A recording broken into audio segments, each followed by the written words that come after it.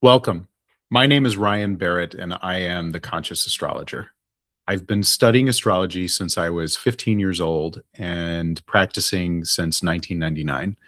What we're going to cover in the next 15 minutes or so is what your birth chart actually means, not the sun sign version that you might have encountered before, but the real thing. I see it as a map of consciousness. It's a blueprint for your most fulfilling path of growth in this lifetime. Let's start with that. Now, most people discover astrology through their sun sign. Maybe you read a horoscope. Maybe someone told you that as a Scorpio, you're intense, or as a Gemini, you can't make up your mind. And that might have felt accurate or completely off, or it might have felt both at once. And what I want to show you today is something different. Evolutionary astrology isn't about the personality types or predictions. It's about your original design for this lifetime, the map you came in with, and you're carrying through this lifetime. Think of it as a compass. It's not a compass of events, but of your awareness and what's happening to that awareness as you grow and evolve in this lifetime. And it's a way to understand the one person that you're constantly in conversation with, yourself.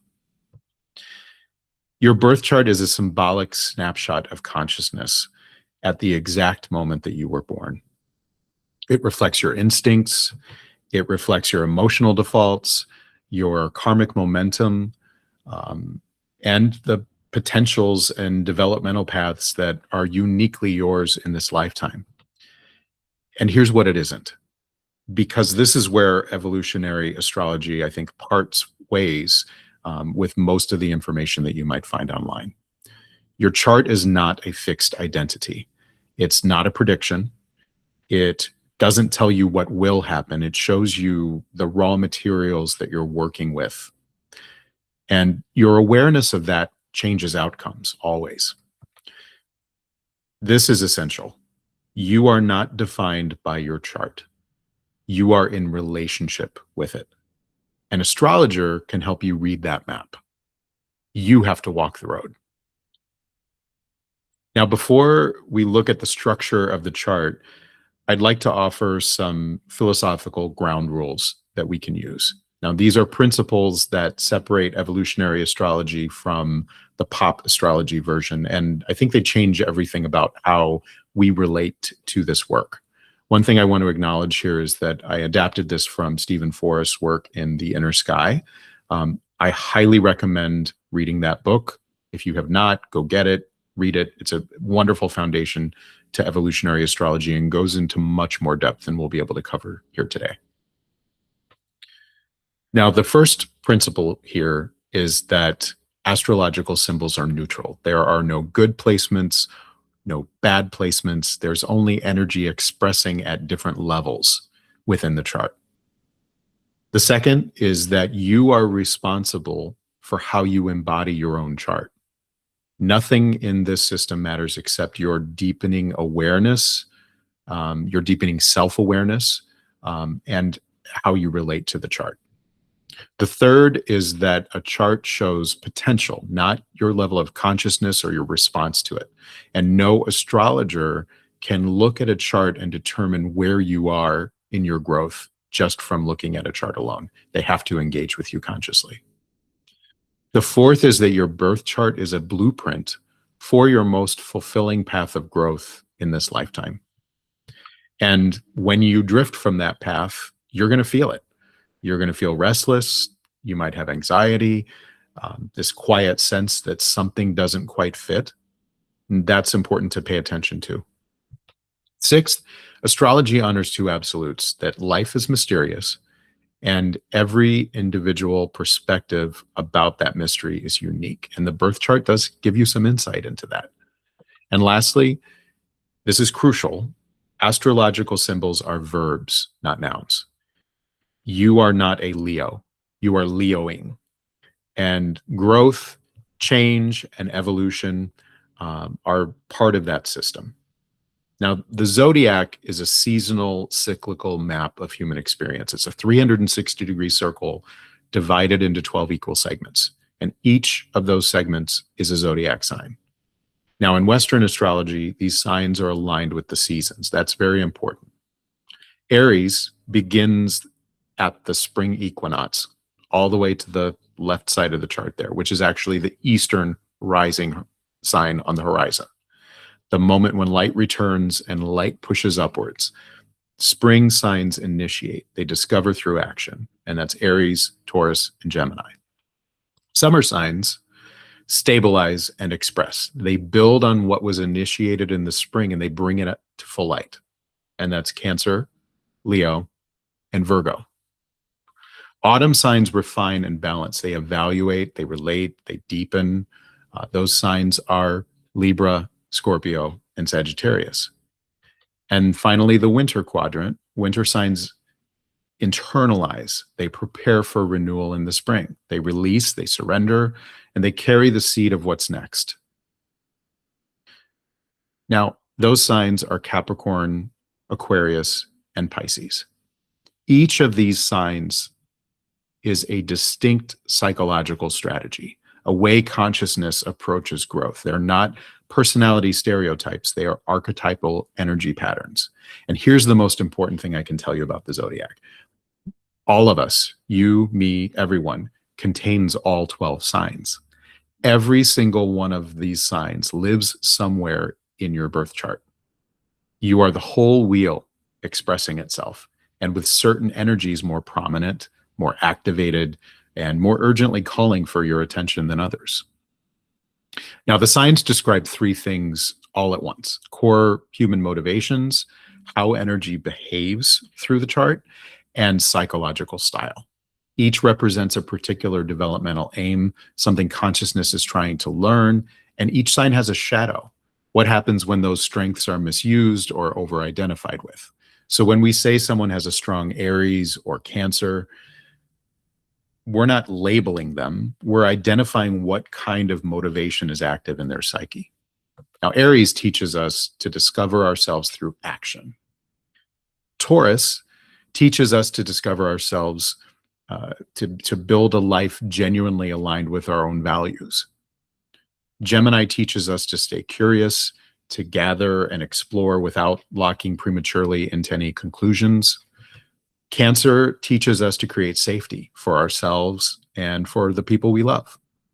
Leo teaches us to live from our authentic radiance, genuinely expressing what's most alive inside. Virgo teaches us to refine, to develop real skill and offer it in service to others. Libra teaches us to cultivate harmony with ourselves and others. Scorpio teaches us to transform, to face what others avoid and reclaim any buried power we have. Sagittarius teaches us to pursue meaning, to push past the familiar towards something larger. Capricorn teaches us to build something that lasts through discipline, integrity, and earned authority. Aquarius teaches us to be fully ourselves, even when that challenges convention. And last but not least, Pisces teaches us to surrender, to dissolve the boundaries of ego and touch something universal. These are not labels. They are invitations. And when you look at your chart and see which signs are activated by your sun, your moon, your rising sign, the angles in the chart, and other planets, you're seeing which of these energies are more central or most central to your particular path at a particular time in this lifetime. Before we interpret anything in the chart, we need to understand what we're actually looking at. At its most basic level, a birth chart is a symbolic snapshot of the sky at the exact moment and location of your birth. It is something called the prime symbol, the sky. It's a map of the heavens from the time you were born, which is why the exact time of birth is so important. Now, the horizontal line across the center represents the horizon line that we see when we're standing on Earth. The boundary between what is visible above you and what is hidden below you below the earth at the moment of your birth. On the left is the ascendant, also known as your rising sign, the exact degree of the zodiac rising in the east at the time of your birth. It reflects how you enter life, your instinctive approach, the lens through which you meet the world. Directly opposite that is the descendant on the western horizon.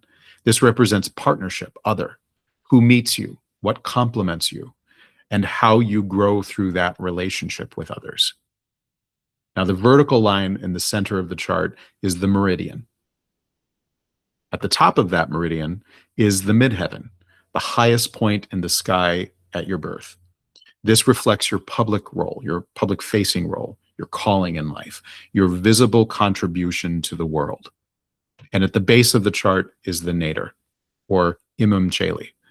At the bottom, this symbolizes your roots, your private foundation, your inner life, where you come from and where you return to renew yourself. Now, together, these four form four angles, the most structurally important points in the chart. You can understand them simply. Left is how you show up. On the right is who greets you. At the bottom of the chart is where you come from. And at the top is where you are going. Now we shift from structure to lived experience.